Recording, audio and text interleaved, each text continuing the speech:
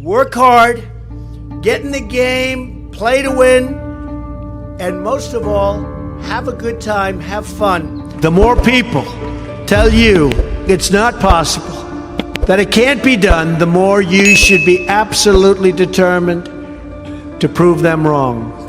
Treat the word impossible as nothing more than motivation. Following your convictions means you must be willing to face criticism from those who lack the same courage to do what is right. So, yeah, there's a certain energy you have to get. You have to build up the energy. But the fact is, no one has ever achieved anything significant without a chorus of critics standing on the sidelines explaining why it can't be done. Nothing is easier or more pathetic than being a critic. A small group of failed voices who think they know everything and understand everyone want to tell everybody else how to live and what to do and how to think. But you aren't going to let other people tell you what you believe. And you will win, win, win, and help people in doing so. Being an outsider is fine. Embrace the label, because it's the outsiders who change the world and who make a real and lasting difference. The more that a broken system tells you that you're wrong, the more certain you should be that you must keep pushing ahead. Sometimes in life, to be successful, oftentimes, most of the time, you have to follow your instincts. You have to follow your gut. You have to. But the future belongs to the dreamers, not to the critics. The future belongs to the people who follow their heart no matter what the critics say, because they truly believe in their vision. Go out, have a great time in life, compete. Do you guys want to be successful or don't you care?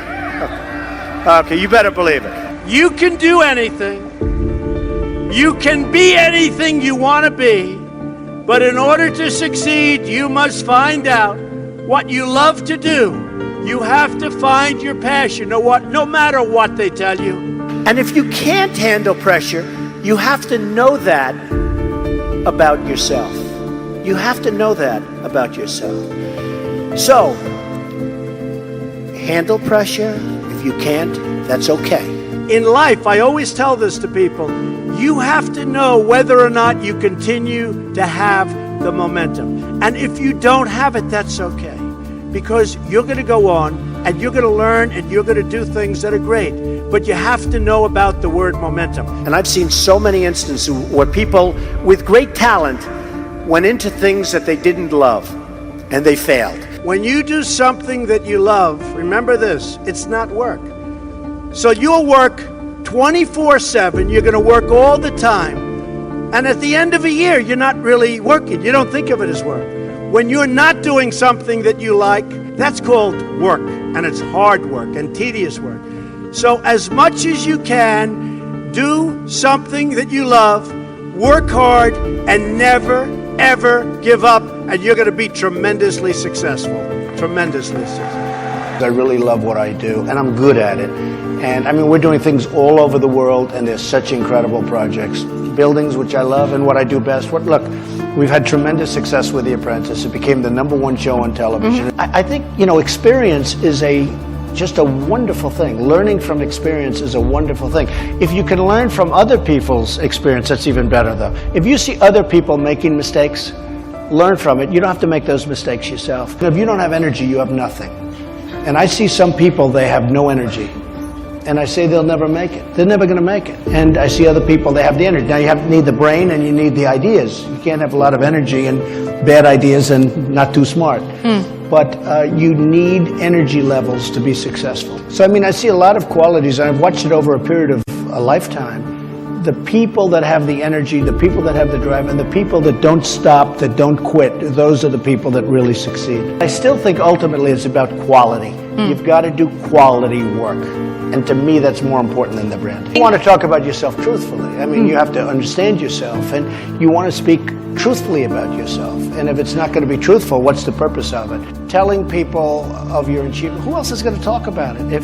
If you're successful, if this man's successful and nobody knows it, and he wants to show his success, I guess he's got to toot his own horn, and let him do it.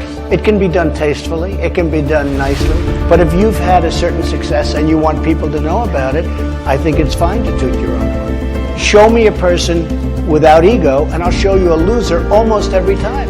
I mean, you need ego to drive you. You need ego for success, and it's very rare, and I guess it can happen, maybe inheritance or something. Show me somebody that has no ego who's become very successful. Somebody said, what about Mother Teresa? I said, okay, you got me. But she probably had a much bigger ego than you have any idea, believe me. I guarantee she had plenty of ego.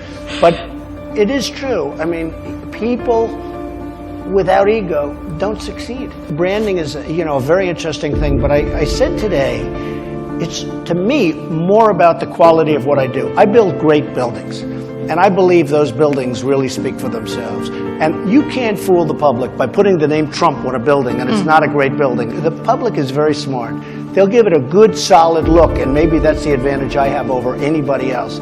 But in the end, it's about quality. You have to give them the product, and I feel strongly about that. I have my own opinions, you can have your own opinions. So what I do is I go by my instinct, I go by my gut. If I want to do something, I do it. If I don't want to do something, I don't do it. Money does not buy happiness, and it does not buy lots of other things, but it certainly makes life easier, and it really does create, it lets me create what I want to do artistically, because I'm an artist. In a certain sense, I'm an artist. I build the greatest buildings in the world. Most of my business is the building of things, and I get great artistic pride out of a great building like Trump Tower, and I put up great things. And having money and having the kind of access to money that I have allows me to do what I like to do best. I had faced the possibility of losing everything, and I went back to work. I focused my mental energies, and I survived. Most people didn't survive. I mean, a lot of my friends, a lot of good people and bad people had to go bankrupt, and